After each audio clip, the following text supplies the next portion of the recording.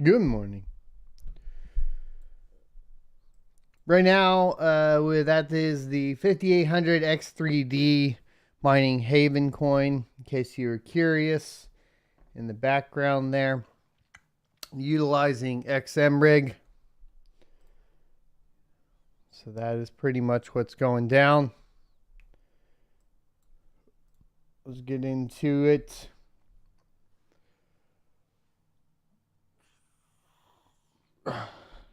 Before we get started, if you guys don't mind sharing out the stream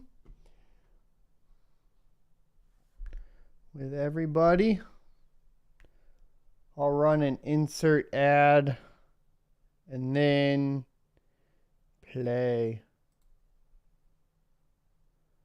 I don't know if that worked.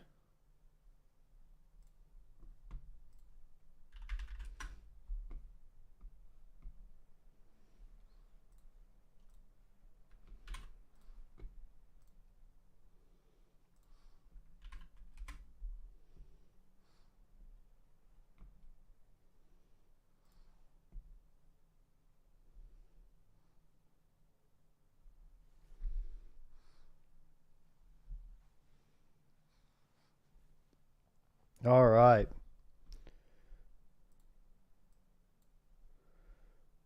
I think it is saying that we're having low audio.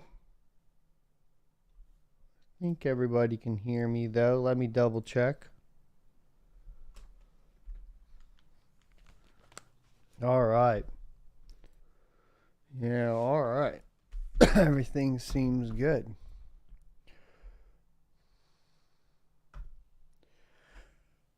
Hello and welcome to the Crypto Mining Show, your one-stop shop for all cryptocurrency news from the perspective of a cryptocurrency miner. I am your host, Blind Run, and in real life I go by Matthew. We do this show every Monday through Friday, 9:45 a.m. Central to 10:45 a.m. Central. And today we have what a show. So if you guys weren't aware, 10 years ago today, Satoshi Nakamoto, the creator of Bitcoin, disappeared. And we're going to go ahead and get caught up on his story once again, because what sets Bitcoin apart, frankly, is the disappearance itself. Then we're going to be also talking about new miner releases. We have a new miner release from Bzminer, as well as surprisingly Mini-Z, which has been, not updated in a long time. They're even adding support for Polaris GPUs. If you don't recall, NVIDIA used to be the only GPU you could mine with Mini-Z on. Then we have some more rumors surrounding Ada Lovelace. We're looking at a board that takes 900 watts. And that should be their top SKU, a full fat 8102. Bitcoin miner Blockmetrix raises $20 million in debt from Bank Prov and Cross Tower. And then because it's going to take a long time, we'll mainly be talking about the Satoshi Nakamoto. It's a long article. We have a lot to catch up on. And more Bitcoin predictions. This time they're saying Bitcoin will hit 1 million US dollars in 10 years. After that, we'll get into mining profitability for the day. Not looking good, thanks to, of course, the dip in Ethereum over the day yesterday. It's all over the place, but let's get into it right after a word from today's sponsor, yours truly. Today's sponsor is myself. To support the channel, click the join button below the video and you will get access to our privately hosted Rocket Chat. Selecting the $1.99 option will get you access, and after that you need to head over to the membership tab, scroll down, and expand out your membership perks. Find the section for connecting on social media, and in that section there will be a secret registration URL to join Rocket Chat, where you can sign up to enjoy talking with other cryptocurrency enthusiasts and miners without spammers, scammers, or bots. And bam, we are back. Oh, I need to adjust the camera a little bit more, but it's fine. Let's go ahead and get into it. I tried to adjust it on the fly. First things first, let's go ahead and hop into the new Bzminer release as of 15 hours ago. This is release version 9. What do we got? We have a new coin, Ixion, experimental AMD not yet optimized. So this is going on to my research new coin list for you guys right now because we need to check it out. They removed requirements for NVRTC shared library, the CUDA install. On Caspa is mainly what they've been functioning on. Remember, this is kind of the only miner out of the specific miner for Caspa that supports Caspa. So it will be kind of the de facto miner for the next little while on Caspa, at least until FPGAs completely take over the network. But here are the changes for Caspa. Blockchain dev fee added when mining to a pool. Then they fixed crashing after some time. They fixed solo mode ports not closing properly. They fixed invalid extra nonce. They warn if wallet doesn't start with Caspa. Ability to toggle blockchain team dev fee, 2% blockchain fee. And so you can turn that on or off if you want to support the devs. And then an option to increase the dev fee. You can do an extra dev fee. And then internal stability fixes related to logging from multiple threads. Here's some bug fixes. TBS parameter, less than 1 second, not displaying properly. Hung GPU, not resetting hash rate. They fixed command line intensity, not overriding for all devices. They fixed command line pool not resetting in the config.txt pool, or resetting the pool in the config.txt. They fixed other internal stability changes and added a version for Ubuntu 16.04. You can obviously get this on Windows and Linux. And then there's a specific version if you are utilizing an older version of Ubuntu for 16.04. They provide the checksums. Make sure that whenever you're downloading miners and messing with them, that you do go ahead and check the checksum here, the MD5 and the SHA-256 hash. You can use a website called VirusTotal to check those. Probably the easiest way after that.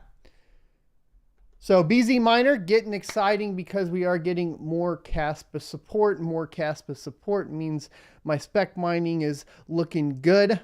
That's always a positive thing.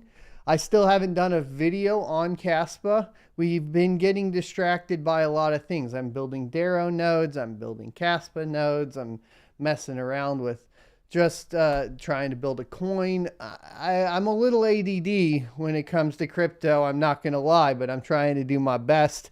At least if you watch the crypto mining show, you are aware of what I'm working on, and maybe you can go dig in and start to figure it out yourself as well. And you get those all those sweet, nice little tips and tricks, right? Let's go ahead and get into MiniZ version 1.8. Wild stuff, because we haven't seen anything released from MiniZ in quite some time. A new MiniZ version 1.8Z is out with improved performance and stability for Ethereum hash or ETH hash mining locked GPUs. So they said, based on your feedback, we introduced a few new options with this release. Also, you can find that MiniZ is starting to support AMD mining. For the moment, support is only for 125.4 algo and for the RX 470, 480, 570, and 580s. Soon they'll extend this to other algorithms. So what they do, they improved performance and stability for Ethereum and light hash rate GPUs. They improved performance for the RTX 30 series for Flux. Look at that. So what are we really looking at here? We're looking at what was already, it hadn't been updated since, all right, let me start over. MiniZ has not been updated since the release of the 30 series GPUs and still remain to be the most efficient miner for RTX 30 series GPUs on Flux. So if we're getting a performance improvement, even if it's minuscule, this will make it the even better and the best Flux miner currently out if it proves out to be true. This is exciting stuff for people that are mining Flux with 30 series GPUs. They added support for 125.4 Flux and for the Polaris GPUs as well for Flux. So AMD support for Flux. Specifically only going to be the Polaris GPUs. I'm really curious. I have a Polaris GPU. I'm going to try to go grab it because right now, if we look at mining Flux on AMD GPUs at all, especially Polaris, they do not function well. But there is light at the end of the tunnel for Polaris GPUs if this has basically, if they have the performance kind of that they've had with NVIDIA on Flux. Because obviously, really, Mini-Z is the go-to, is the gold standard for Flux miners. And it has only up to this point been available for NVIDIA GPUs. GPU brand shows on log. They fixed the issue with Cero and fixed issues with 192.7 algorithm. They added option to dump pool stratum communication with the protocol dump switch. They added options to fix core and memory clocks. GPU lock parameter equals basically a GPU clock parameter to apply a list of GPU clocks. And then it works for SM greater than equals 7 and use GPU clock equals 0 or 1 for auto. The mem clock as well, they have in here as well for the parameter, and that applies a list of memory clocks, and it works for SM greater than or equal to 7, and you can use 1 for auto. They added an option to change the power limit within Mini-Z directly as well with the power parameter to apply a list of power limits, and it does say it requires sudo, so it will require administrator privileges on that. You can also do it in short with the parameter -PL, which can make it a little easier. They added an option for SOX proxy specification with the SOX parameter and equals proxy. It gives you the formats here. They add an option to let SOX proxy resolve DNS requests with SOX DNS parameter. And they added an AMD and an NVIDIA parameter to select, basically all AMD or all NVIDIA GPUs within the rig if you have a mixed rig. And they added short average 0 to get stat and some minor bug fixes. Now they do have some overclocks here for you on the light hash rate GPUs. This will be for ET hash specifically. I wouldn't presume that the overclocks here are going to be very good at all. Now, I do have my camera kind of dying on me, so I'm going to try to mess with it again. And I'm not quite sure exactly what's going on, but give me a little bit here, guys. We'll just go back to the test bench screen here for a sec.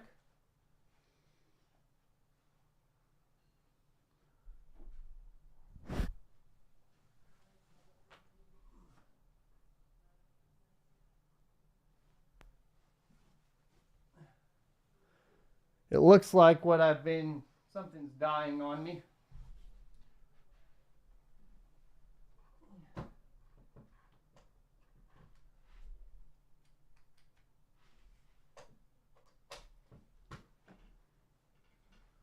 All right, it's back for now. As I spill some water. Ta-da! We're back. So let's go ahead and go over the overclocks here as well. But I don't think anything like world changing is happening. 3060 core, they have the memory and the core overclock settings for you. They say a 3060 is going to do 39 megahash a second. The 3070 Ti with these overclock settings will do 65 megahash a second. And the 3080 Ti will do 79 megahash a second. I believe you can get better performance out of the latest LOL miner or T-Rex miner, just to be frank. But they are working on light hash rate unlocks, which they need to do to be competitive. So you can also follow them on Twitter, which is basically where I found out that they did do a new release. It's exciting to have another miner developer come back into the game, especially one that's so influential over Flux specifically right now and hasn't been developed on for quite some time. I am super excited for it. Let's get into the rumor for the 900 watt Ada Lovelace GPU. This is coming from WCCF Tech, your favorite rumor news website. New rumors surrounding the RTX 40 series graphics card lineup, which includes the 4090, 4080, 4070, and a 900 watt flagship, have been posted by Copite7Kimmy, who is the leaker. The rumor further details the configurations we are going to see in the upcoming lineup, along with a few prototype cards that may or may not make it to retail shelves. The only one we're really interested in is going to be this Titan class one, which would be part of their BF GPUs, like, you know, all the Titans previously. But take a look here. In fact, there is another, this is coming from Copite's Twitter. In fact, there is another full fat 8102 SKU with 900 watt TGP, 48 gigabytes of 24 gigabit per second GDDR6X, and two 16 pins in a higher frequency. But no one knows whether it will become an actual product because the test board of an 8102 has more than two 16 pin connectors. So everything is possible. More than two. Not one that goes up to 600 watts. Not two that goes up to a total of 600 watts. But more than two. I don't see this being feasible. So I could see this as a test unit personally. But I think that getting up to that 1 kilowatt range of power consumption is not feasible for a desktop lineup GPU. I could be completely wrong, and it would be really interesting to see it pop. But you know, holy crap! There's just there's no other words for it. 900 watt. I mean, that's bigger. Just to like put it into perspective, that's more power required for a single GPU than most people have just the size of GPUs within their system right now. Like, most gamers are not running power supplies that are even that big, right? Most people are not. And in fact, the big bad A system that we're doing this stream from that runs this panel, this big old Samsung G9 and cranks away, it's only 1,000 watt platinum power supply. So I wouldn't even feasibly be able to plop this in. Plus, of course, no matter what, I think for the Ada Lovelace series, definitely for the 40 series Ada Lovelace from NVIDIA, if you're going to be plugging into a regular system, you got to go ATX 3.0. Obviously, if you're doing a mining system, I think you have to go ATX 3.0. We talked about this is going to be a requirement due to the power spikes. You'll need that extra regulation and those new standards. So, you know, if you're looking at a 40 series GPU, you're probably going to be in a hefty price range, especially at the top end, where you're potentially talking about, at this point, needing like a 1,600 to 2,000 watt PSU to run the biggest, baddest GPU available, and it has to be an ATX 3.0. That power supply alone could easily hit $1,000 off the bat, especially if you're an early adopter. And then plus the price of the GPU probably easily being like, at the top end, if they release this BF GPU, $4,000. I think obviously I don't know for sure, but if I had to guess on an upgrade to a BFG GPU, that pulls 1 kilowatt and you get the power supply to support it, I mean, bam, you're up there. You're $5,000 in the hole, and that's it. That's probably at like MSRP. It's going to be absolutely insane and probably super cost prohibitive, especially for mining. That top one is probably not going to be worth it, but 64 gigabytes of memory is insane. Now, mining is not slowing down. Specifically, Bitcoin mining is not slowing down, regardless of market trends, meaning prices. Regardless of if they go up or down, Bitcoin hash rate continues to go up. This is completely different than what has historically happened with Bitcoin. With Bitcoin in particular, we were seeing, of course, for a long time, just like Ethereum, the hash rate follow the price. But that's not happening anymore. Companies are a lot more bullish on just mining Bitcoin at any given time and not worried about the current price of Bitcoin. This is good news, but it does mean that a lot of this is institutional investment and that sort of thing. We have more companies taking out more debt. Bitcoin miner Blockmetrix raises $20 million in debt from Bankprov and Cross Tower. The proceeds will go towards buying more mining machines, of course it will, and investing in joint infrastructure ventures. Dallas-based Bitcoin mining startup Blockmetrix has raised $20 million in new debt from crypto-friendly commercial bank Bankprov and digital asset exchange Cross Tower. The company said in an emailed statement to CoinDesk. It's also important to note that the city of Dallas is now going to be mining Bitcoin themselves, even to the point to where they are going to be mining it out of state-funded buildings. How do you feel about that? I'm a little conflicted, by the way. It's like cool that we have basically city officials deciding to mine Bitcoin. A little annoying that it's the state and that they can basically leverage a lot more than the average consumer can to mine Bitcoin. I think they should be sending everybody a Bitcoin miner to heat their homes. That's what I think. But the financing comes after Blockmetrix already raised $5 million in debt from the same lenders in December, making the total raise $25 million US. The miner also raised $43 million in a Series B round in March, which was oversubscribed and included investors from the US, Australia, and several Asian countries. Blockmetrix didn't provide the details on terms for the debt. However, Blockmetrix CEO and co-founder Nevin Bannister told CoinDesk the proceeds from the new funding will go towards expanding its operations, including buying more mining machines and investing in joint ventures to build infrastructure. Quote, this is what we call our colo light strategy, wherein Blockmetrix partners with an industry-leading colocation developer and operator by contributing equity and functioning as an anchor tenant for the new venture, end quote, Bannister said, adding that the JV partner will provide all of the developmental and operational expertise. Quote, this allows Blockmetrix to significantly control our energy cost and secure locations for our rigs, while having a retained equity interest in the facility with no operational requirement. Blockmetrix's current average hash rate is around 0.32 exahash per second and plans to expand it by more than 200% to 1 exahash a second by the end of the year once the remainder of the mining rigs arrive and are plugged in.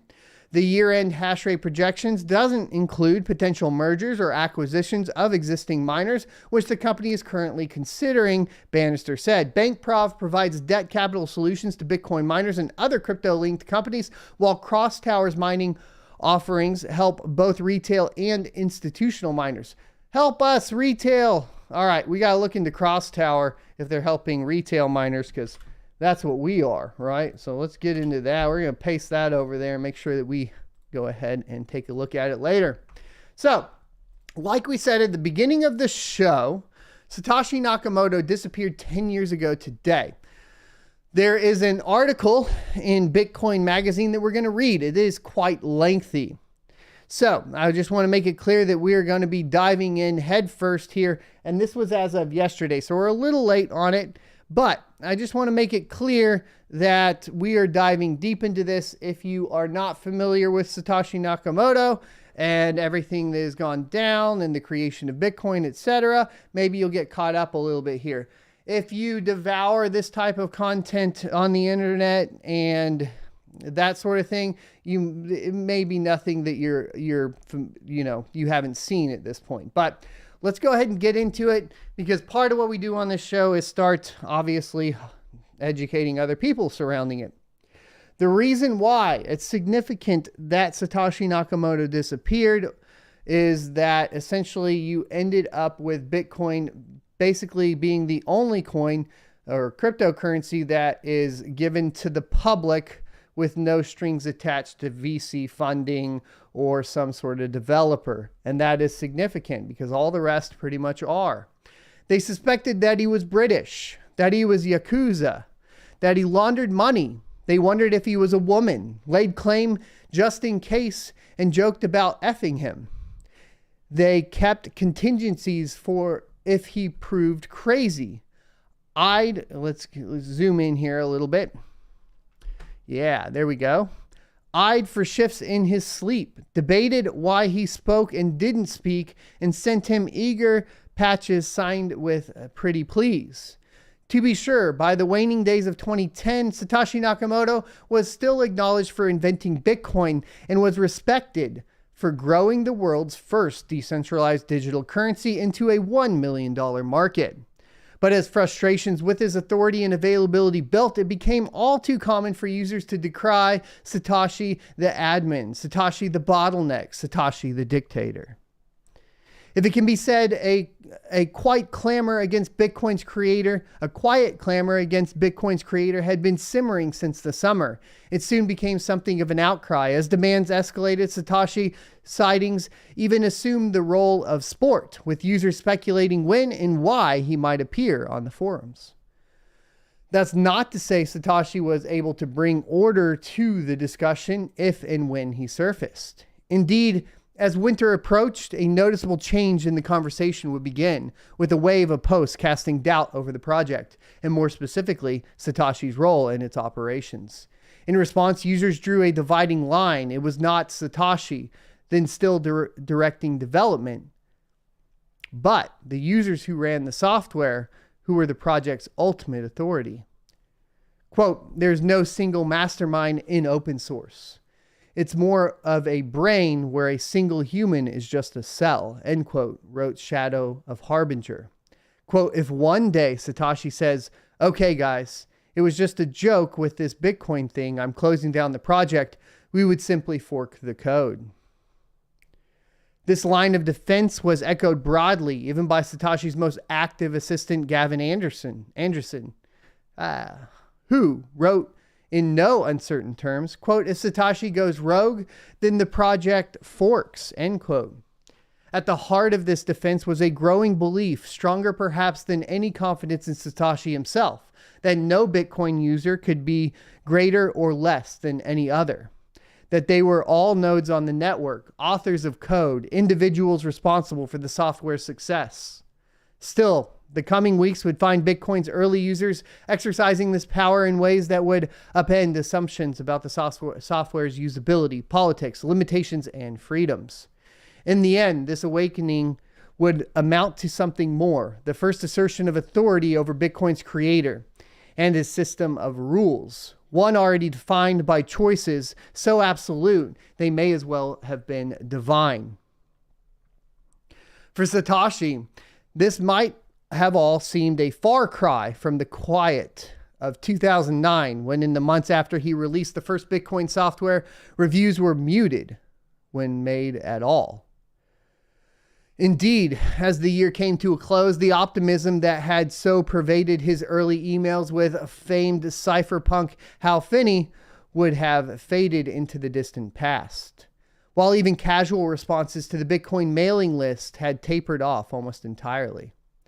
But if Satoshi was by then convinced of the science behind Bitcoin and could expound on its virtues as money, it is perhaps his addition of a simple forum feature to its official website that proves he had begun to think more deeply about the need to evangelize for his invention. Certainly, it's possible to infer Bitcoin.org forums, launched in November 2009, would have done much to break the quiet surrounding his still obscure project. A year after going live, it had processed just over 200 transactions and lacked any available exchange rate. Adding energy to the project already was computer scientist student Marty Cyrus Malmi, who devoted spare time to bug fixes, but the forums expanded this team of two. Asked what the price of Bitcoin should be, New Liberty Standard would give a fumbling first reply. Paper bowls, no more than 50 count. Factory sealed, end quote. Together, the forum users would provide a better answer, establishing a first exchange and encouraging stores to accept the currency. At the edges of cyberspace, Satoshi watched over it all, the lead developer and his sometimes assistant pushing close to up to 50 updates to the code that first year. Users updated often and in short order, disbelief suspended by a step into the unknown. What Satoshi thought was these initial visitors to the Bitcoin.org website, we can only guess. But by accounts, he appears to have been a humble and responsive host. Certainly, most offered no more information about themselves than Satoshi, some adopting inelegant nicks like Gick, Zuni, or Rix. Others pseudonyms that were prosaic, smoke too much, or political, one currency now, but almost never personal. One name, however, would immediately stand out on arrival, Gavin Anderson.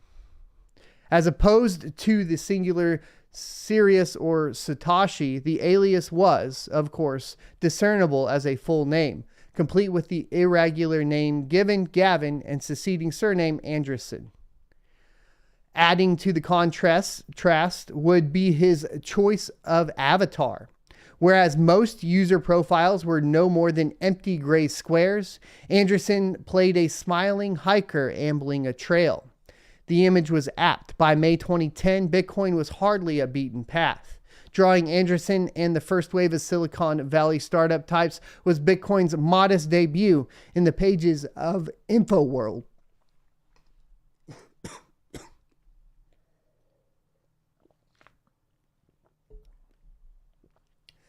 But it would take more than a name to attract notice on the increasingly active forums. And Anderson's first effort, launched in early June, would ensure he did just that. He wrote in its announcement, quote, "For my first Bitcoin coding project, I decided to do something that sounds really dumb. I create a website that gives away Bitcoins. I've stocked it with 1,100 Bitcoins to start. Why? Because I want the Bitcoin project to succeed." That is, my friends, the birth of the idea of the faucet. The Bitcoin faucet, as the website would become called, was greeted with acclaim, winning attention from early contributors like Laszlo, and quickly growing more mythic than his recent purchase of 2 Papa John's pizzas. More than a simple exchange, the faucet was an act of imagination, one that would help make real Bitcoin's potential for online trade. Whereas the money of the past sat stiffly in accounts taking days to move between banks, payments flowed freely from the Bitcoin faucet, from one internet user to the next. Within a week, Satoshi himself responded to the work, calling it, quote, "an excellent choice for a first project," end quote. Quote, "I had planned to do this exact thing if someone else didn't do it. So when it gets too hard for mortals to generate 50 Bitcoin, new users could get some coins to play with it right away," end quote, he wrote. The reply was enough to encourage Anderson to reach out to Satoshi in response, though his tone would betray just how different the two collaborators would be. Quote, "I'm very curious to hear more about you. How old are you? Is Satoshi your real name? Do you have a day job? What projects have you been involved with before?" Anderson wrote. Quote, "Anyway, Bitcoin is a brilliant idea and I want to help. What do you need?" End quote. That Anderson's name had its own complex history, or that he was once widely known as Gavin Alexander Bell, was not yet a matter of anyone's concern, nor would have been the irony in the idea his life was about to enter the shadow of yet another great inventor. Trading by late June at nearly a penny apiece and seeing double-digit transaction counts daily, Bitcoin, it seemed, was on the verge of catching on. If the forums were bustling, so too was the caliber of its coders increasingly. The releases becoming a communal and collaborative affair. It wouldn't be long before Satoshi was swept up in the optimism. And as Laszlo, Gavin, and a small clique of coders tested his builds, confidence got the better of even his keyboard when he suddenly announced the possibility that Bitcoin might exit beta. At a time when most were compiling code, the idea of a 1.0 release was headline news. Quote, we should try to get publicity, simultaneously advertising on forums, IRC, YouTube, Facebook, Google ads. Slashdot, with its millions of tech-savvy readers, would be awesome. Perhaps the best imaginable, Sirius wrote, leading a charge of excited replies. Soon, the forums were fussing over the finer points of a press statement, debating if Bitcoin was really, quote, energy-backed, end quote, or whether anyone would care about its finite supply. That the effort carried on even as Satoshi changed his mind. Publishing the release with its momentous one expunged was evidence Bitcoin was a community project as intended. Still, Satoshi's conversation would prove prescient. Soon after listing on Slashdot, Bitcoin's infrastructure was all but overwhelmed, the price surging as high as 10 cents, while difficulty quadrupled as more and more mining power poured online. With it, high-tech tricksters like William Nenelode Pitcock swiftly descended. Seeking distressed Bitcoin economy for science and sport, he tweeted, Bitcoin exchange demolished, 84,732 Bitcoin sold for 1,500 euro profit, LOL. As a wave of fear swept the forums, there was speculation the network might be under attack by everyone from spiteful bankers to rogue server farm operators. With so much excitement, it was only a matter of time before the market finally burst, falling back to a low of 5 cents. The once full faucet emptied, its payouts reduced. But with every Bitcoin wave, new users wash ashore. So even as Satoshi began merging Andreessen's code more regularly, he was far from the only one chipping away at the work. Certainly, there was nothing stopping eager contributors. Satoshi's email was listed directly on the Bitcoin.org homepage, and his name, virtually unknown beyond the forums, would have hardly appeared prestigious. Tiago Faria recalls sending Satoshi a translation of the website, localizing the file on a flight to Lisbon, and receiving an enthusiastic thanks on landing. When Reboot had issues compiling, Satoshi turned down a reward for the fix. Quote, I have plenty of Bitcoins, end quote, he replied. Likewise, David Parrish was listed as a contributor after expressing only a fleeting interest in learning to code. In short, it was hardly an honor to work the protocol. Those with the means to contribute simply came and went, like Laszlo, who was MIA by August, and soon absent for good. Further, those who pressed on, it was often a means to an end. Andreessen was busy teasing a super secret faucet follow-up with commercial ambitions. On leave from a part-time programming job, he harbored the hope Bitcoin would help him find work from Amherst, Massachusetts, a university town where capitalism is more tolerated than encouraged, and Boston's bright offices are a full day's drive east. If Bitcoin's inventor was short revealing his background or circumstances, it was hard for others to tell if he was reserved or simply busy. Still, as the summer of 2010 came to a close, so would the air of Satoshi's ambiguity. If it can be said there was magic to Satoshi's code, so was there a reverence for Satoshi the magician, the alchemist who had spun C++ into the Philosopher's Stone. The Immaculate Image would suffer its first crack on August 15, 2010, when 184 billion Bitcoins would suddenly appear on the blockchain. No small screw-up, the critical exploit of the code, an unprecedented violation of its monetary policy, was the work of an adversary able to modify the software and subvert its intricate distributed accounting system. As stunned users spread word across forums, Andreessen and other developers scrambled to identify a solution. Still, it would be Satoshi who both wrote and pushed the patch. In the aftermath, it would fall on user free money to cut the quick, noting just how reliant the software had become on its maintainer King. Quote, did we get lucky? Or is there a secret pager that alerts Satoshi to emergencies? End quote. In the weeks that followed, Bitcoin was back online and operational, which is to say the users continued to run the software to hold value, validate transactions, and build the new blockchain.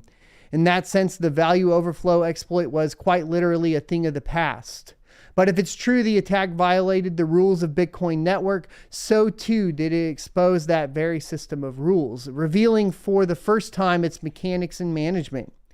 In its wake, Satoshi would move swiftly to bolster the code base, adding and removing parts as if boarding for a storm. He took action to throttle perceived attack vectors, disabling commands for complex transactions, hard-coding checkpoint blocks into the software, and installing an alert system allowing him to broadcast critical warnings to all clients. In some ways, his actions were understandable. Bitcoin was under a quiet siege only he would have been able to detect. By July 2010, users had begun to excavate the code in earnest. And while most reported exploits to him, there was no guarantee this altruism would continue. Still, Satoshi's actions would show that not all Bitcoin rules were equal. The nature of consensus remained that all users needed to agree on all the rules for valid blocks, to recognize a single blockchain history and thus a common currency. But so-called policy rules sat outside this check, giving him latitude on the rules he could apply to transactions in the name of safety. How much should a transaction cost? Should there be restrictions on transaction types? Can any transaction be considered unwanted, undesirable, or even harmful to the network? On these questions, Satoshi was less collaborative, less clear about what his choices implied. Complicating matters is that he appears to have been open, at least tactically, to repositioning the software's selling points in the name of adoption. As far back as 2009, Satoshi had given serious credentials to Bitcoin.org. And between semesters, again, he was using them freely, adding translations and an FAQ. Notably, this included a new edition describing the project's advantages. Quote, Bitcoin transactions are practically free, whereas credit cards and online payment systems typically cost 1% to 5% per transaction, plus various other merchant fees up to hundreds of dollars, end quote, the updated website read. Perhaps unsurprisingly, it's here where the magic internet money collided with real-world costs that we first see a questioning of Satoshi's authority, a bristling at the boundaries between his directions and what developers and users might decide.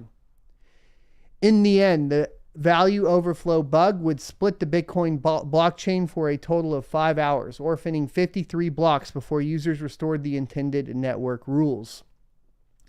But if today such a compromise would be met with significant soul searching, back then it was cause for celebration. An early Bitcoin fan blog went as far as to boast the issue was patched faster than critical fixes at Google and Microsoft.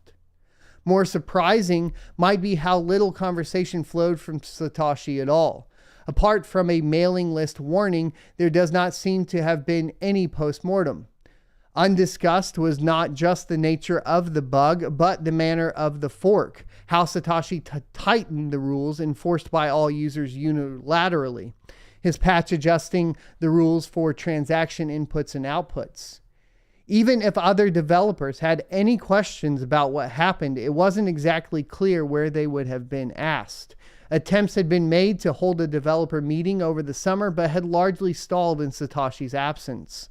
To be fair, it's unclear if Satoshi wanted any input. Weeks prior, he would quietly tighten rules on the size of blocks, implementing an obscure protocol rule called max block size and pushing it unannounced as part of a routine update.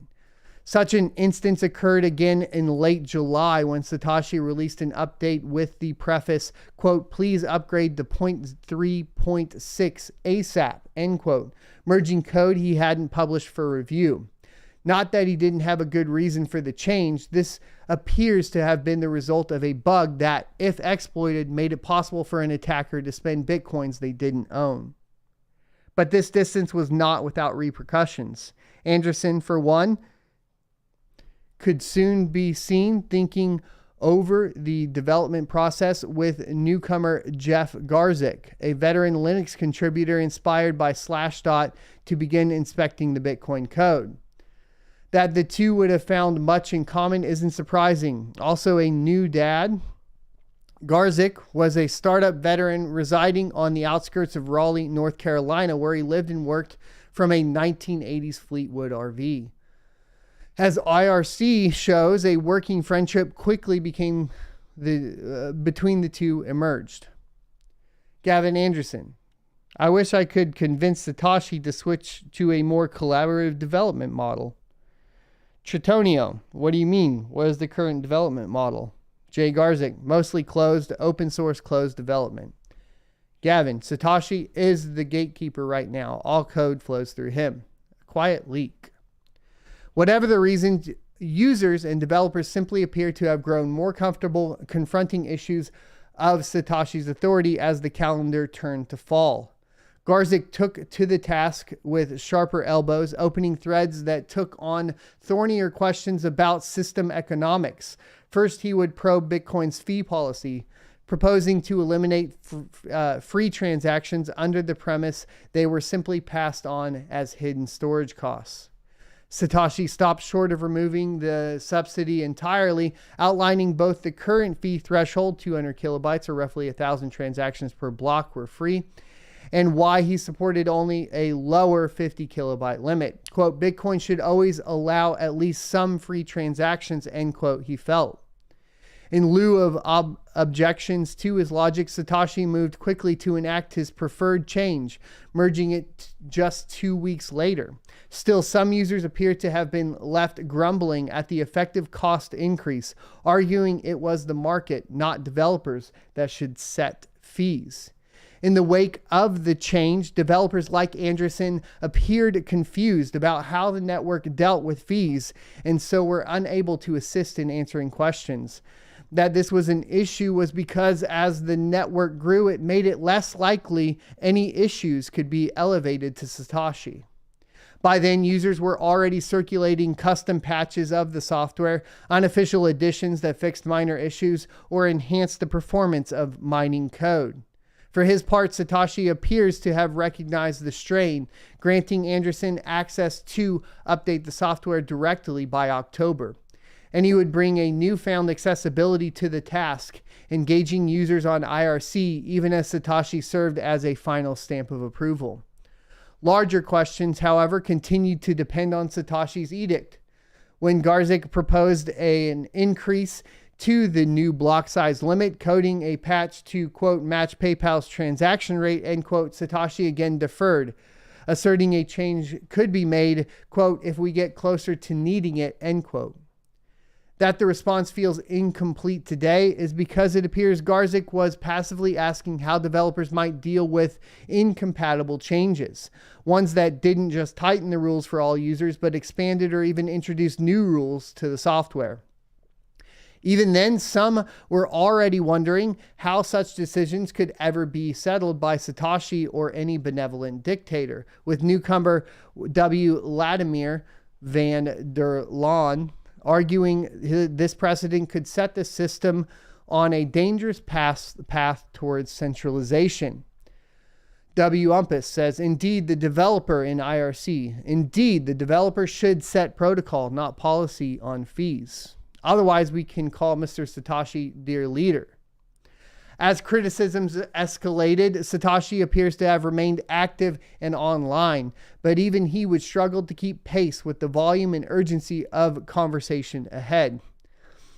By November, everywhere it seemed users were out to test boundaries Satoshi had set, some claiming this design was flawed, while others went so far as to argue his system did little more than unjustly enrich himself.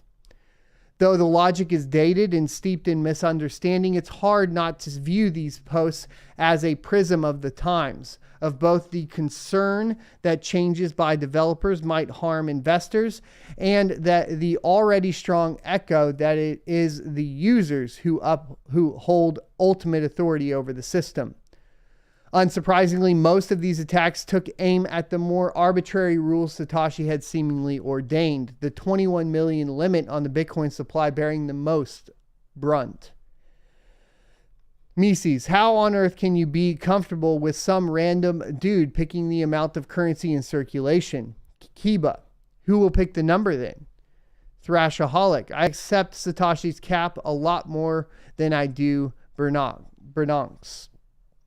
Mises. A bunch of random dudes is much better than one random. Art Force. The only important part is that it's fixed, enforced by all peers, and known to everyone in advance. Notably, it is here where users began to unite behind the idea they could exercise authority over Bitcoin, effectively copying it and carrying on if they ever disagreed with the decisions made by Satoshi or any developer. Michael Marquardt, who operates the successor to the Bitcoin.org forums, would be a powerful early voice for this thinking. When Satoshi pushed an update, he argued he was only proposing a change. Users had to approve when they downloaded the code. He went on to extrapolate the logic further, pushing back on claims a new software, even one with improved features, could still be Bitcoin if users didn't agree. He wrote in one sharp reply, quote, "Clearly I am willing to bet my balance on the security of the system. Feel free to make a different version with stupid rules. No one will use it," end quote. Soon, the then 20-year-old college student from Wisconsin would raise the first challenge to Satoshi's authority, though he wouldn't be alone in pushing Bitcoin thought to new extremes. It might be fitting that this unraveling starts with a question of decimals.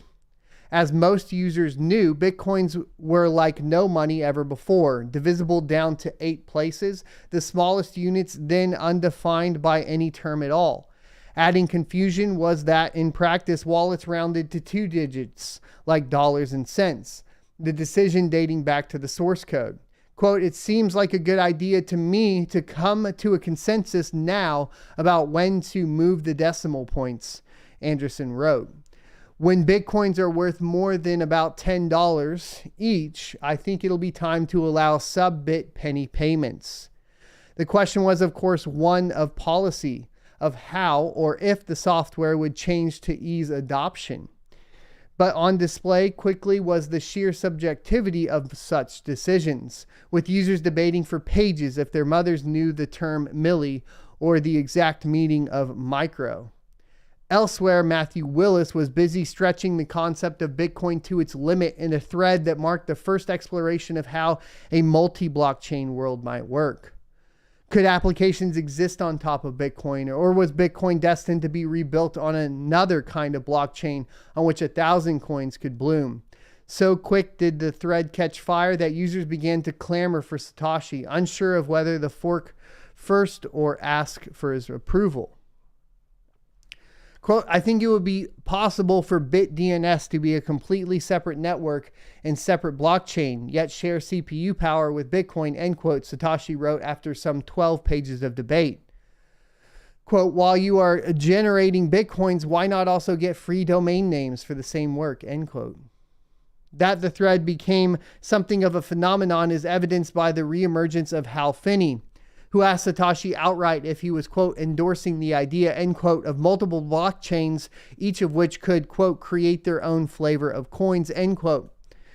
While the complete dissection of the ideas at hand would take years and is arguably still going on, it's notable there were already objections to Satoshi's, quote, sidechain solutions.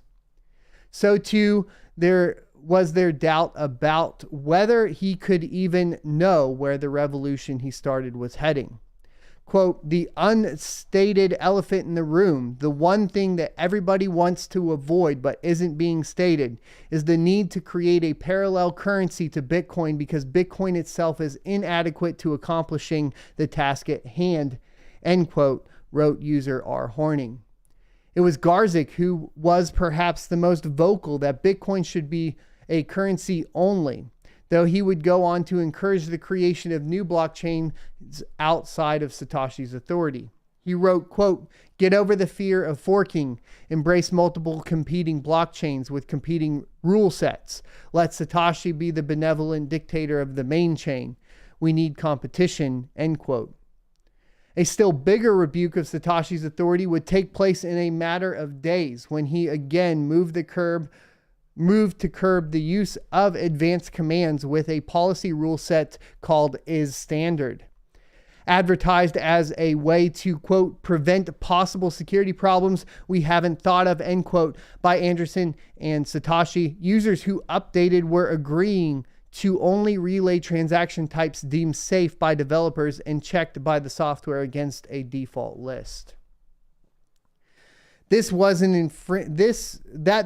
infringement on user freedoms was obvious to Marquardt, who was working on not only an attempt to realize BitDNS, but a separate use case for a kind of scratch card, both of which now used, quote, non-standard commands for transactions. For developers who had been seeking to build on the code, the effect was stifling. And Marquardt, there we go, soon coded a patch designed to unwind the policy. By the next day, he was asking miners if they would reject the measure and some voiced support for the alternative software, eager to exercise their right to mine transactions that might earn higher fees. Fueling passions against the effort was Garzik, who claimed that Marquardt and the miners were trying to, quote, split the network, end quote, though the software was only adjusting policy. In turn, Marquardt would offer his preferred view, that it is users who decide Bitcoin's rules, writing, quote, the market is deciding on the best possible policies. I have nothing to do with it, end quote.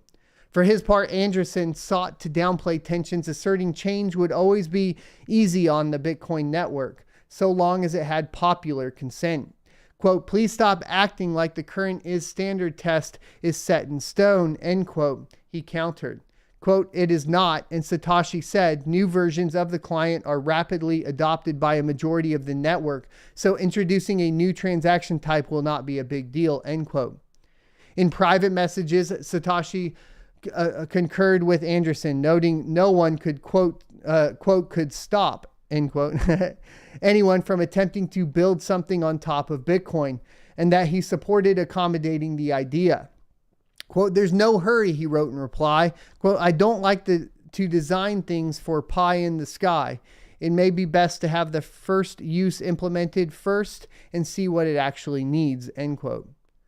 But as disagreements piled upon the technical side, yet another thread would at last plunge the spiraling debate into the mire of politics. Pushing forward the discussion this time would be a free software proponent, Amir Taki, who had asked in November if Bitcoin might aid the whistleblowing website WikiLeaks, then under siege as PayPal and global banks blacklisted it from the financial system. By early December, a Slashdot style effort was up and running on the forums, and users appear to have quickly succeeded at getting the idea to the WikiLeaks leadership. But while the group ultimately declined to accept Bitcoin as payment at the time, rumors spread faster than fact, and soon PC World had published an article airing the idea. Some chose now to view the moment as a kind of last straw for Satoshi, one they feel might have driven home the retribution he could face if unmasked as Bitcoin's inventor. He wrote, quote, it would have been nice to get this attention in any other context. WikiLeaks has kicked the hornet's nest and the swarm is headed towards us, end quote. Still, Satoshi's position wouldn't be viewed with sympathy on IRC, nor would the reports that someone had locked the official forum post so that users were unable to reply. Diablo D3 says, yeah, Satoshi basically needs to be removed from leadership. What he's doing is censorship, just like any other. If we want to donate to WikiLeaks using Bitcoin, everybody else can suck my software version 3.19, Satoshi's last, would arrive the next day on December 13th. Read now, like the final public message from Bitcoin's creator, it seems tactical that he chose to wind down measures taken in the wake of the value overflow exploit, a sign he might have felt his mission to lock down compromises to the code had been realized. Still, it's difficult to say if Satoshi's decision to walk away was his alone. After all, over the year, there had been a dramatic change in tone towards his leadership. As to whether he intended to leave, however, Satoshi was definite, his sign-off observable when he removed his name from Bitcoin's copyright statements. Thereafter, he would also update Bitcoin.org, adding the names and emails of other developers, including Andreessen, Sirius, Laszlo, and Nils Schneider, to its contact page and removing his own. What little we know about the transition was represented by Andreessen publicly when he claimed a week later to have received Satoshi's blessing to start a, quote, more active project management, end quote. In the interim, Andreessen assumed the trappings of authority, putting out a, quote, help wanted post and making clear to new volunteers they would now need to move the project forward. It was the kind of thing he knew would create conspiracy theories, and it did. Though many events loom in the Bitcoin lore, few compete with Gavin Andreessen's infamous visit with U.S. intelligence in June of 2011. In the decade since, the events have been linked to everything from the alleged murder of Satoshi Nakamoto to the start of a years-long effort to subvert the network and bring it under government control. Indeed, by modern sentiments, the idea that one of Bitcoin's leading technical figures would in any way engage with U.S. agencies is tantamount to heresy, a perversion of its most enduring value proposition, preserving the first digital money free from government influence. Yet that this still is a matter of such spurious conjecture is perhaps because it is rooted in fact. Not only did Andreessen attend such an event, but it appears true that Satoshi continued to work on Bitcoin, if only behind the scenes, up until the day Andreessen accepted the invitation. What we know is that into January, Andreessen, Malmi, and Satoshi all appear to have discussed strategy actively via private email. Advocating for more public outreach was Andreessen, who had volunteered, assuming Satoshi didn't, quote, want to deal, end quote, with any media. Quote, I think it's better to give a realistic impression of Bitcoin.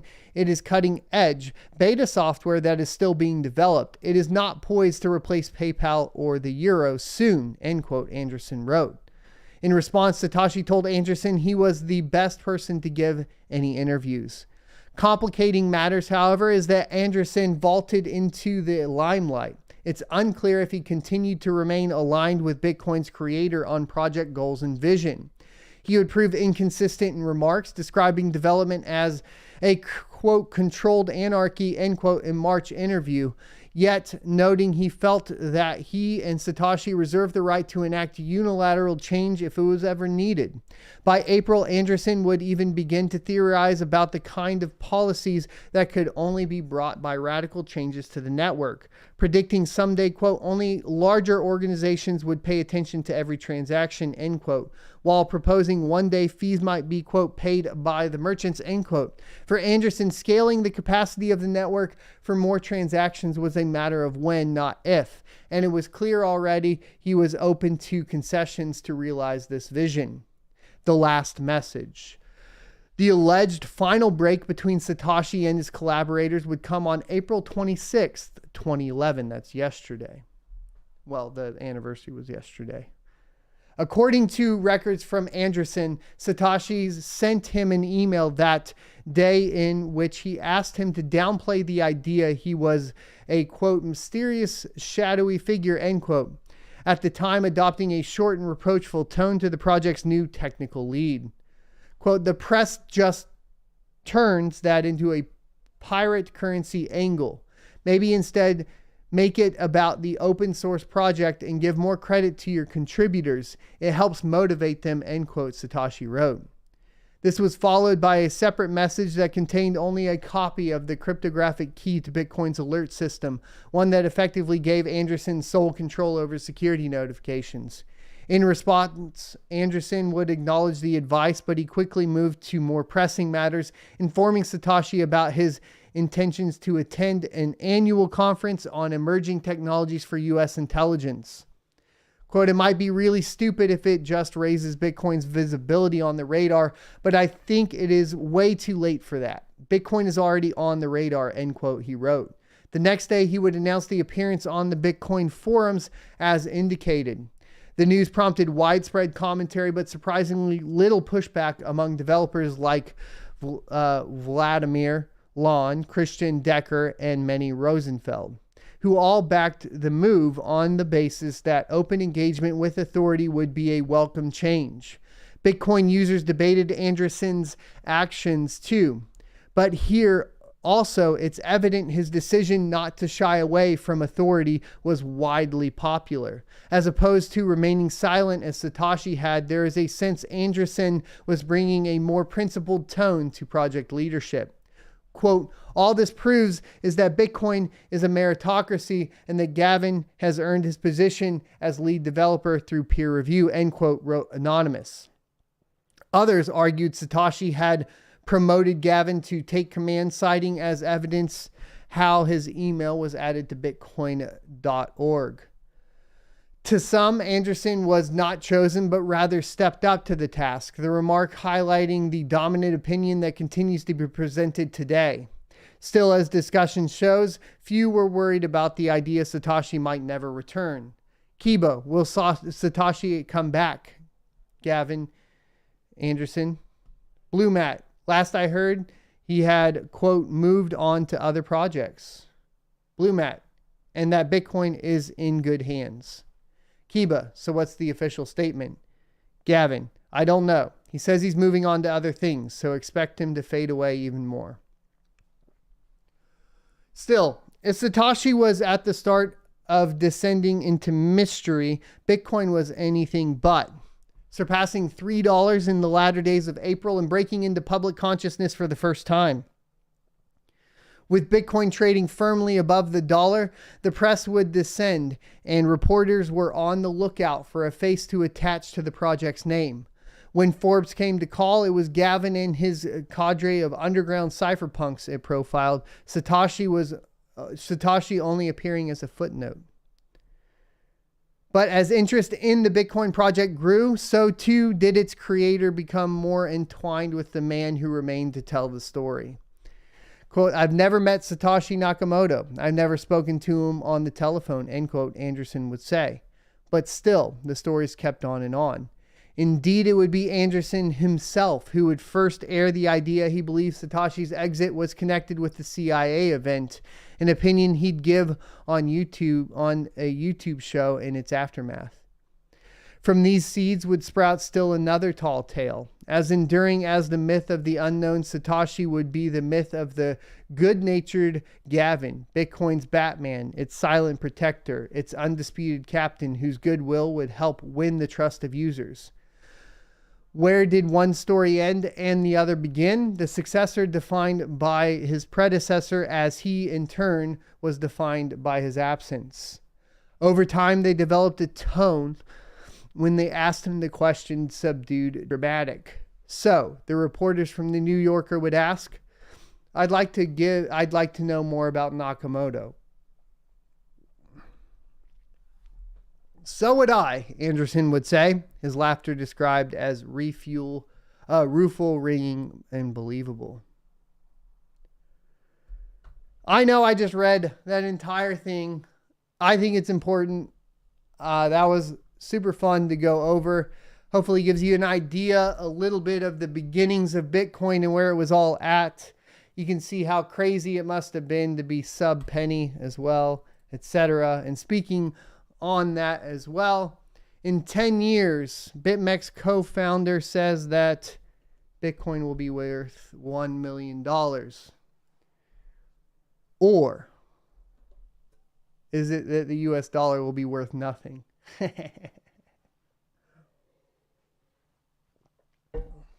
All right, let's go ahead and get into mining profitability for the day. Things are getting rough, still rough. Average hash rate 5.44 over the last 24 hours. Current hash rate 5.31 as it warms up outside today. Yesterday we did 0.069 Ethereum, which is the equivalent of 197 US dollars. And today we have basically an estimated profit of 195 US dollars at 0.068 Ethereum. I am also mining on Luckpool still, but will probably be transferring over to Darrow once my node is finished. For the past 24 hours, it's made 1.8 Varus coin. And we have Real Rugos still mining over there. So thank you. Mining profitability for the 3090, correcting the Zell hash rate and calculating this baby right out. We have Ethereum at $3.64 a day after 10 cents a kilowatt hour power. Z Classic at $2.48 a day after power. Cero at $2.34 a day after power. Conflux at $2.30 a day after power. We have NiceHash Zell hash down to $2.31 a day after power, coming a lot closer to mining Flux directly for $2.27 a day after power. If we scroll down, we have some Ergo sitting here at $1.96 a day after power, and Ravencoin at $1.74 a day after power. Mining pool statistics, let's go ahead and take a look at Bitcoin for any huge changes. Hash rate is back up to 229 exahash a second. And difficulty continues to rise. Let's take a look at Ethereum. Ethereum is at 1.08 petahash a second, about 0.04 petahash a second up from yesterday, but difficulty did drop off yesterday a little bit. Taking a look at Ethereum Classic, it's at 25.78 terahash a second, which is a drop since, of course, the fifthening that happened. What was it? Yeah, Monday. Monday, the fifthening happened. Yep, and you can see the drop off of hash rate due to, of course, the decrease in profitability. Plus, the price is also down in the past 7 days by 17%. A difficulty drop is incoming as well. Take a look at Flux, which is getting a little bit more steady. It's at 1.9 mega solutions a second. About 10 mega solutions, about 0.1 mega solutions a second down from yesterday. And the price is only down about 11%. Let's take a look at Ergo. Ergo at 16.32 terahash a second. The difficulty is a lot more steady right now as we look at it than it has been here more frequently. And then Ravencoin at 3.58 terahash a second. Take a look at mining pool profitability. Past 90 days, Flex pool in first, mining pool up in second, F2 pool in third. Past 60 days, F2 pool in first, Flex pool in second, Hive on in third. For the past 30 days, Crazy pool in first, F2 pool in second, Flex pool in third. For the last 21 days, Crazy pool in first, F2 pool in second, Flex pool in third. For the last 14 days, Crazy pool in first, F2 pool in second, Hive on in third. For the last 7 days, F2 pool in first, Crux pool in second, Flex pool in third. For the last 3 days, Crazy pool in first, F2 pool in second, Hive on in third. And for the last day, we have F2 pool in second, F2 pool in first, Hive on in second, Flex pool in third. ASIC mining profitability for the day, we have the KD6 still dropping down into the 70s at 78.84. Of course, the Bzminer is still here at the top, but it is under $100 a day. Ethereum mining profitability has taken a huge hit. Antminer L7 still sitting over $40 a day, most likely because of the merge mining, of course, with Litecoin. Scrolling down from there, the big one we want to take a look at is that S19 Pro. And on Digibyte, it's $14.84 a day. On mining rig rentals and basically on Bitcoin, it's really only around $11 to $12 a day after power, which is perfect timing because I got my miner back in. However, I don't have anything to plug it into now. Long story, we'll cover it, but I do have my Bitcoin miner back in finally. So yay. It's going to take, let me calculate this out now. Probably wasn't such a great idea. Let's say we get $12 a day. We got 683 days left to pay it off. And the difficulty is going to skyrocket this year too. Let's get into questions and answers. Thanks everybody for, paying attention and listening. I hope that you guys got something out of today's show. Questions and answers goes as follows. Super chats are never required. Always appreciated and the easiest to read because it highlights the message. Other than that, tagging at Son of a Tech will turn the message orange and I'll be able to read it more clearly. Please do it at the beginning of the message because I will see it a lot quicker. So we have Panzer that says, at Son of a Tech, could Satoshi Nakamoto just change the code to give Bitcoin back to the public and make ASICs impossible and remove big institutions? No, because that was released, right? Like the code's fully open at this point. That's what we went through. Miners make the decisions too. So even back then, right, when we're going over all this, you saw the shift. The shift was what? Miners make the decisions. Why would ASIC miners vote to get rid of ASIC miners?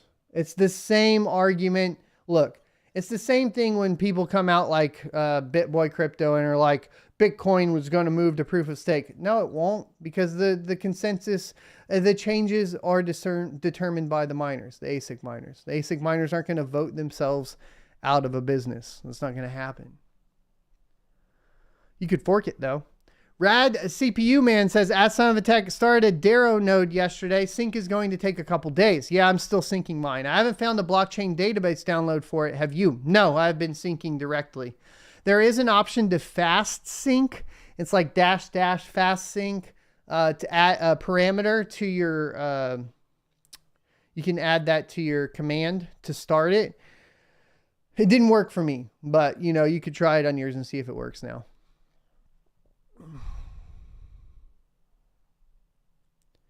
All hashed up says, ask Son of a Tech, have you verified your Darrow profits? Not yet. We're still building the node right now. Minor Illusion says, ask Son of a Tech, yes, wait until the hydro units start going in. Difficulty is going to go up so hard. I do not think those hydro units are a good idea, personally.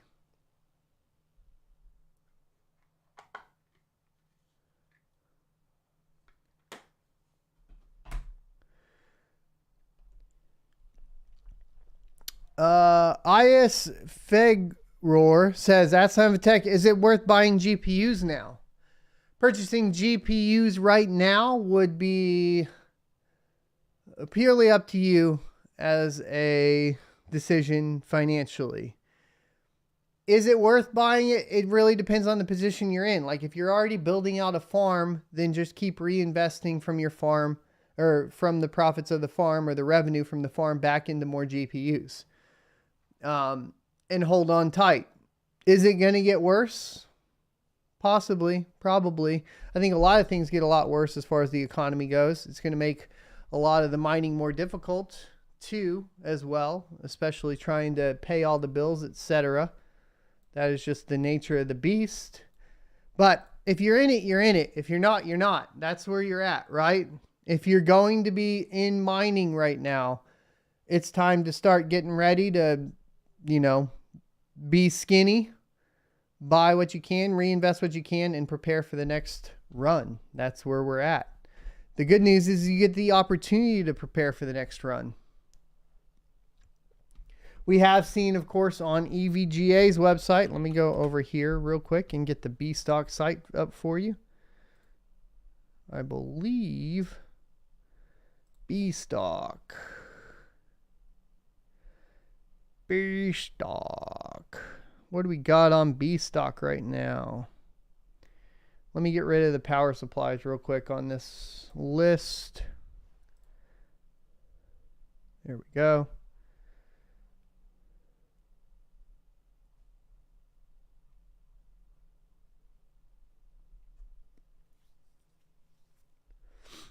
So you got what? 3060 Ti's for $489.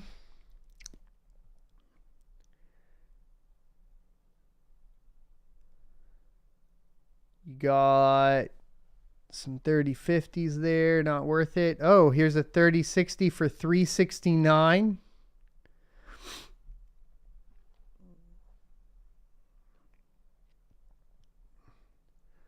You got a 3080.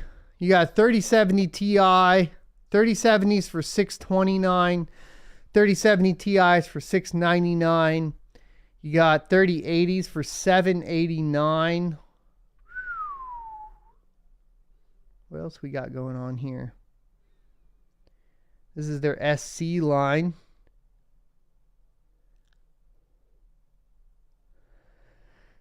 $1660 Supers, $234.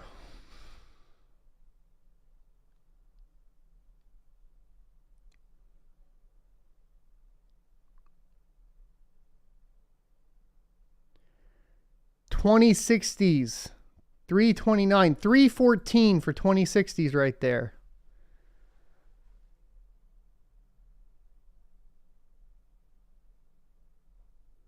This is all the new pricing coming down, boys. This is B stock, but it should start getting obviously realized here soon.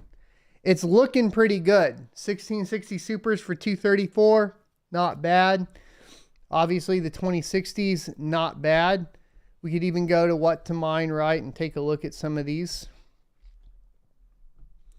Let's do a 1660 Super. Calculate that out. That's 90 cents a day after power at 10 cents a kilowatt hour.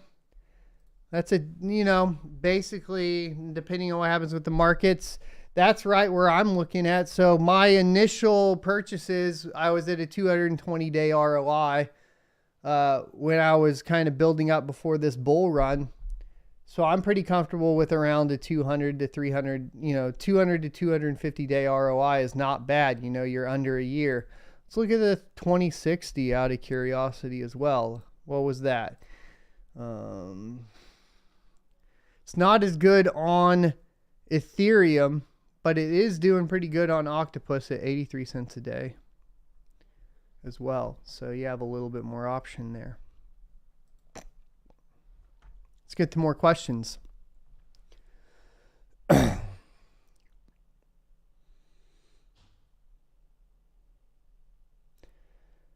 Snarks Domain says, ask Tech, do you run multiple nodes for different coins on the same server, or do you build separate PCs? I build separate VMs on a Dell PowerEdge 720XD. I have a second 720XD I have to get up, and I have a Dell or an HP DL580 that I need to get up as well. But essentially, I have servers from my previous work. They're older servers, but it doesn't really matter. So they run VMware, and then I just spin up basically Linux VMs with whatever specifications are required. For example, like Darrow's 4 cores, 8 gigabytes of RAM, that sort of thing. And I only spin up nodes that will basically help me get more profitability. So Caspa node for the spec mining, Darrow node for the spec mining, that sort of thing. Hoopsaw says, quick rundown on Darrow. Yeah, so Darrow's kind of just relaunched, right? Here's the website. It will be the Darrow.io. It's private smart contracts and services. And they recently rebranded, sort of. They changed the mining algorithm, or updated it to a version 2. Which also allows for essentially some very clever pooling options. So what you do have that really kind of sets it apart is anybody can mine to any node and get paid out. So as opposed to typically in a solo mining setup, if you had like a node built, right? You would essentially only be able to pay out to that node's wallet. Hence why what mining pools do is they have like usually a couple different wallets on there, and there's different software. There's off-chain software that's running that essentially takes in the payment to the pool wallet, which will be like in the node, moves that to a payments wallet to pay out to the miners. In the case of Darrow, and what they did that is unique surrounding mining is that you can spin up a node, and that node can be used by multiple people. Any public node can. as long as the port's open to the public, you can just go through the list, find a node, specify the address that you want the payout to, and on chain, basically every single node acts as a mining pool. So really kind of gets rid of the need for a traditional mining pool. That's the unique case for Darrow. Okay. Other than, of course, privacy focused smart contracts. We'll have to see where that goes. And then obviously outside of the, what was it? I forgot now at this point. I guess the typical white paper stuff that goes on. Anyways, that's what sets it apart. Okay. That's the technology that I see that is interesting. If only like other currencies were set up that way, I think that you'd have a much better time personally. All right. Minor Illusion says, at Samatech, I know due to the points of failure rehydra on the Hydra units. Yeah, I wouldn't buy one. I would rather buy an S19 XP, right? Strip it down, drop it in an immersion cooler, and then flash the Hydro firmware onto it. I think that would be the play. Dan Sand says, at Samatech, if you had 1 gigahash, would you do PPS Plus or PPLNS? It has nothing to do with the amount of gigahash. It has to do with what's going on the network.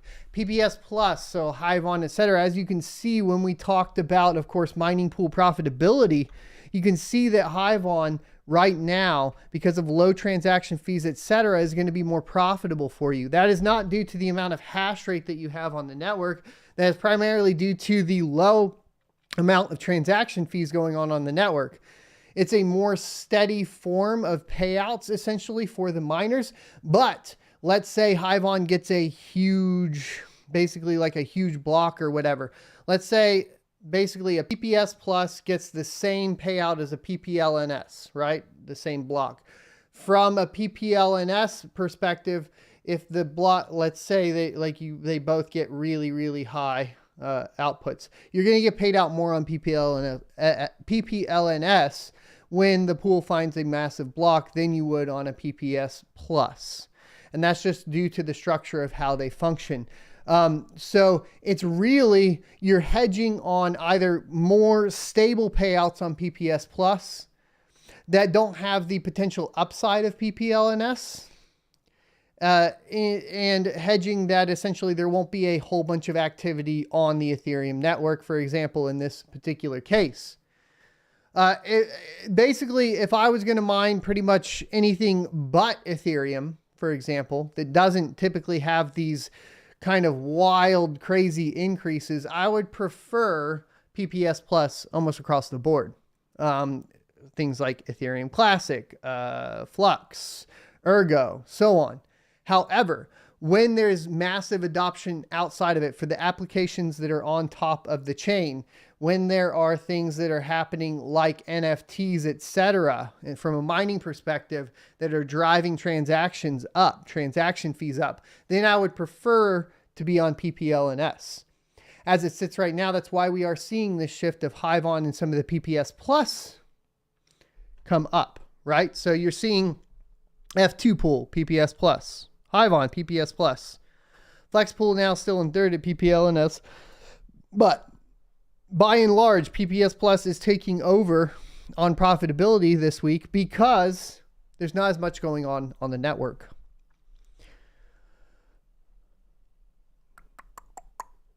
Panzer says, at Samatech, will the price of electricity rise in the US or has it already risen?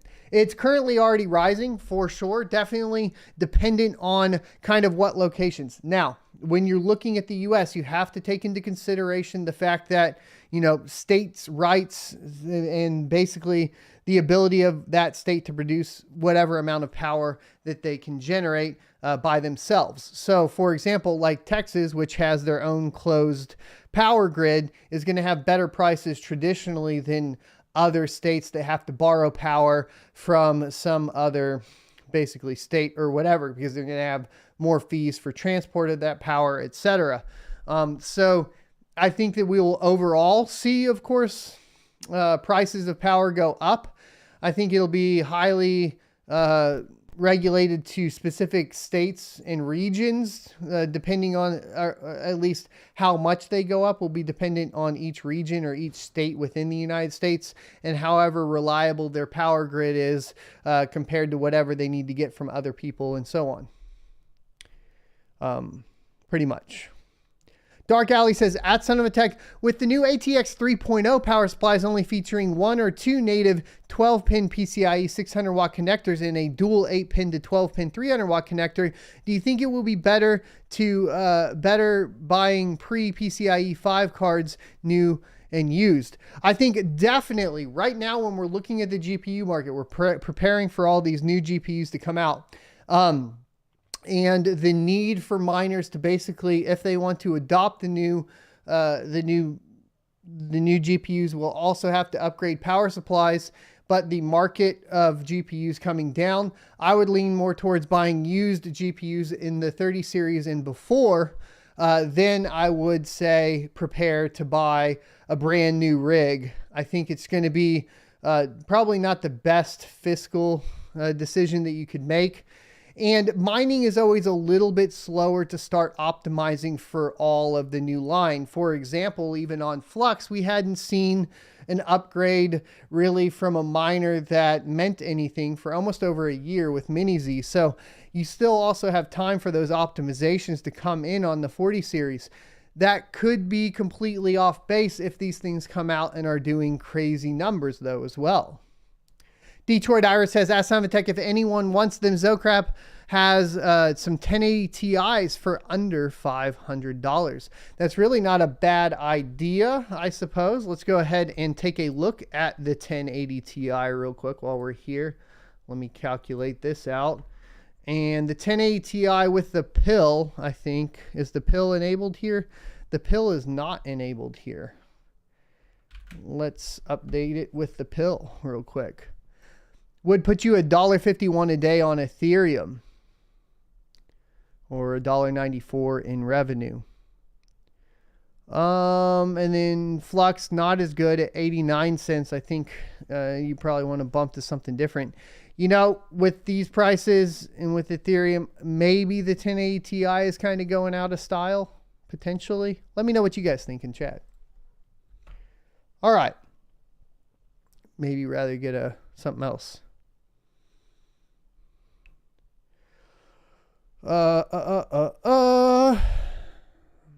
For EMH says, as Son of a Tech, with all these happening regulations, banks and governments getting slowly into exchanges, tracking data all the way to keep their control, things look strange to say the least. XMR. So here's an example I've used when people talk about like the chipping. There's the conspiracy theories that, and we could relate it to anything, but like, let's just say that the people in power decide to chip the entire population so that they can track them. Okay. The fact is there's 7 billion people on the earth. There's only so many people in control of the 7 billion people. It will be completely impossible for them to essentially track everybody. Sure, they could track everybody or have the ability to track any single individual, but to track all 7 billion people and chase them down to get them to do what they want is nearly impossible. That is cryptocurrency as a whole. They can have all of the tracking features and auditing features on Bitcoin that they want, but the sheer amount of transactions going on means that they will be pretty much impossible for them to completely control the blockchain. It won't ever happen. That's why when we talked about yesterday, like the sovereign individual or whatever, what you will see is during this transition into a complete digital transformation, governments, nation states, so on, banks, whoever's in control, trying to vie for control and fight something that is frankly inevitable, right? Bitcoin is, at the end of the day, it's not a bear market. It's not a bull run. It's inevitable. And the thing is like, because it's inevitable, it's going to happen whether or not they do whatever they do.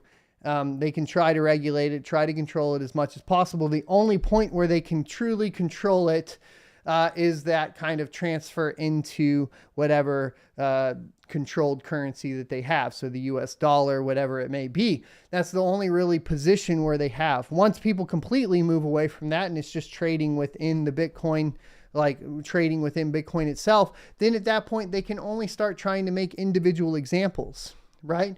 So there will be these things that happen. It will be dark. There will be the people they make examples out of.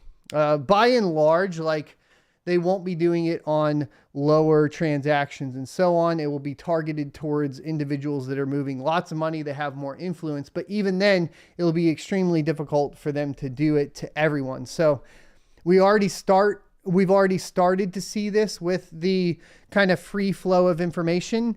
You have examples like Snowden, you have examples like Assange, you have these examples that are already taking place. John McAfee, there will be individuals that get targeted during this transition, but inevitably there is no way for them to actually control an entire population of 7 billion people if they decide to say no to that control.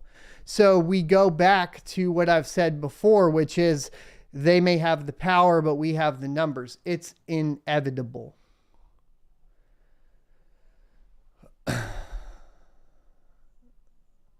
Andre Morris says, Ask Tech, can I use a Ledger wallet for my mining pool to pay direct to the wallet? It depends on what you're mining, but for Ethereum, yes. DK7988 says, Ask Tech, I just got my Bobcat miner. It's been syncing for the last 10-ish hours. How long did it take the miner to sync? Not a long time, but it also went back offline. Jorge says, Ask Tech, Mini Z update is not yet on HiveOS. You need to add it manually.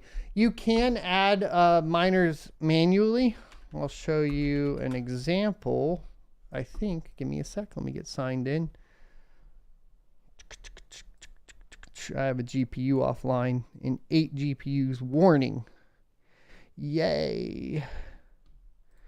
So in the flight sheet, let me make sure this all looks good.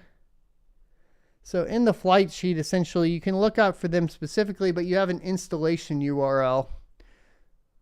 The only catch there that you have to work on is essentially understanding what other information it's going to need, right? So, but you do have, essentially, you can put in that installation URL right there within HiveOS and then go from there. So a custom miner install, essentially, but you can all do it right through there. So pretty easy.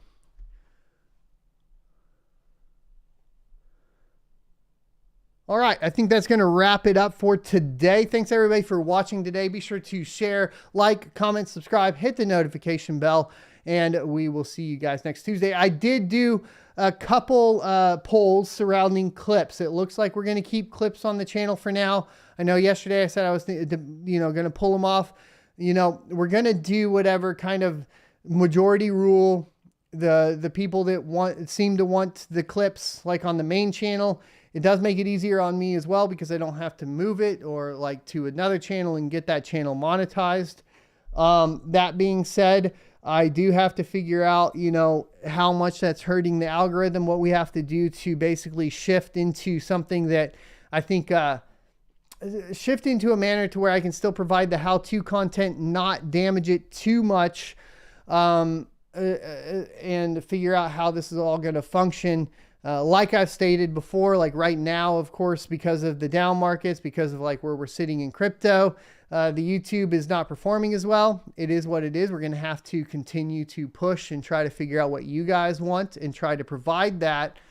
I don't want to give up the show because I think that the show provides significant value, and I think that we are able to communicate a lot better this way. So it's going to remain here.